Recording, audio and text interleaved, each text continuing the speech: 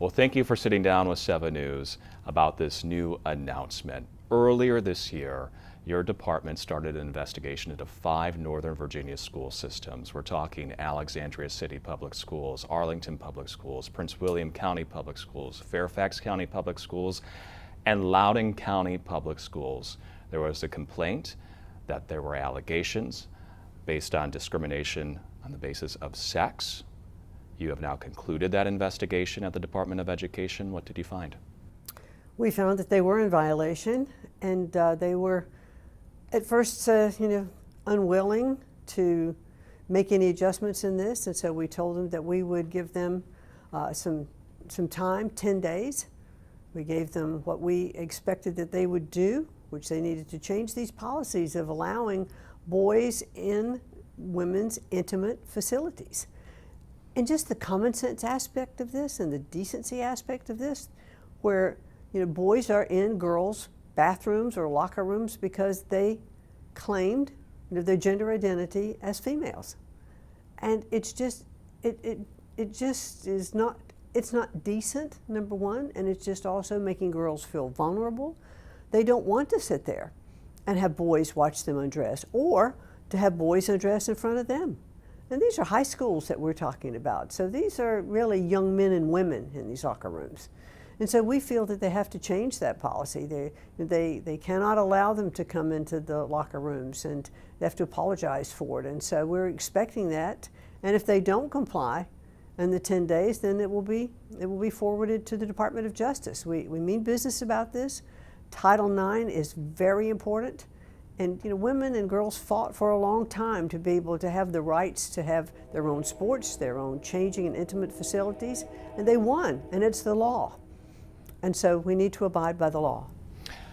We've covered a number of stories about how these policies make individuals uncomfortable. One story that was cited in the complaint that was filed here at the Department of Education cited one of our stories. It was a registered Tier 3 sex offender in Virginia. His name is Richard Cox, and he went into 2 high schools in Arlington County, Arlington Public Schools, and he claimed that he was transgender and was allowed access to the women's locker room.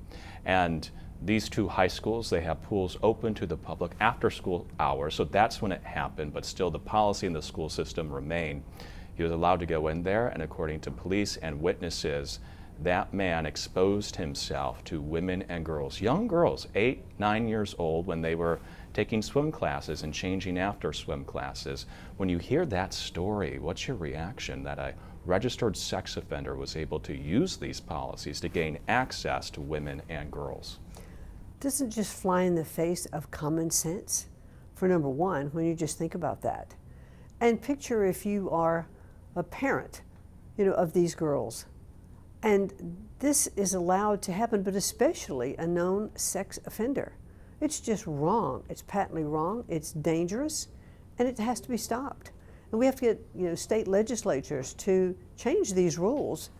And I know Governor Youngkin in Virginia has fought very hard. He's put a lot of policies in place, but can't get the laws changed, with the legislature. So that's what we have to make sure that these legislators know.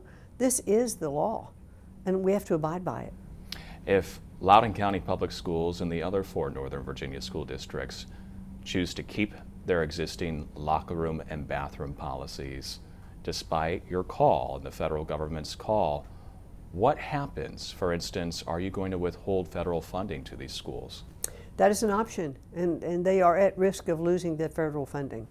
And that's the biggest club, that we have, but I would think also in the process of the Department of Justice doing these investigations, who knows what they might find. I mean, there was, a case earlier on, as we talked about, that there is a man sitting in prison today. Now, he committed an overt act. He actually raped a young woman, but, I don't know what stories might come forward from these young women if they now have a platform. I'm not suggesting that happened, but it could be even deeper than they're thinking about. And so I think there are a lot of risks that they could run. But my biggest club in the Department of Education is withholding federal funding, which would mean I think, an awful lot to the budgets of these schools. What would your message be to these 5 superintendents in Northern Virginia right now?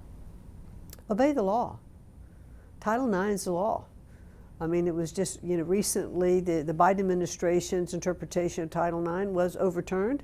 So it is back to its original interpretation, which is identification of women and men on the basis of biological sex. And I think we need to identify what we mean by sex. It's male and female, period. These 5 Northern Virginia school systems, they defend their policy. Many of the school board members in these jurisdictions appear to support them or have said they support them, and they use case law in Virginia. It was the Grimm versus Gloucester case. And this was a student who sued their school system. They were doing gender transitioning therapy, chest reconstruction, changed their name on their birth certificate. And so a lot of these school systems use that to defend their policies, and they say they're obeying the law as it's written right now. However, we know America First Legal says that they are not interpreting that case law correctly. America First Legal says that these specific policies in these 5 school systems are overbroad. For instance, it doesn't require a student to go and change their name on their birth certificate or gender on their birth certificate or get a different kind of state ID. It just allows students to use whatever bathroom and locker room they want based on how that student feels today on their gender identity, and the parents won't be notified if their student is using the locker room or bathroom of their opposite sex. What do you think about that? That they have these broad policies that allow students to choose what they want without their parents' consent? Well, I think that is why we went in and investigated the incidences that have been reported to us, and that's why we're turning, if they don't come into compliance with what we've asked, then it will be turned over to the Department of Justice for further investigation, and hopefully the legislatures in these in these states and local legislatures and superintendents can certainly push to have these laws changed. Okay, I have another question for you. So another story we covered out in Loudoun County that deals with this policy is Loudoun County Public Schools decided to open a Title IX investigation in March of this year into 3 boys. We looked into this. The 3 boys were uncomfortable. They said they were uncomfortable with a biological girl using the boys' locker room almost every single week, and they were uncomfortable. And for that, they're being investigated by Title IX at the local level for sexual harassment. Fast forward a few months, the Virginia governor decided to direct the Attorney General to investigate. The AG in Virginia referred the findings to the DOJ and the DOE. He says that LCPS is discriminating against these boys for their religious beliefs.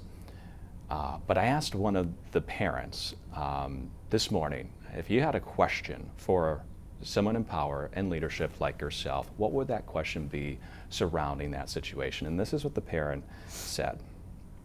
What would you say to parents like me whose sons are being investigated under Title IX without verifiable evidence, while the schools hide behind vague gender policies, silent dissent, and ignore its own policies on equity and due process?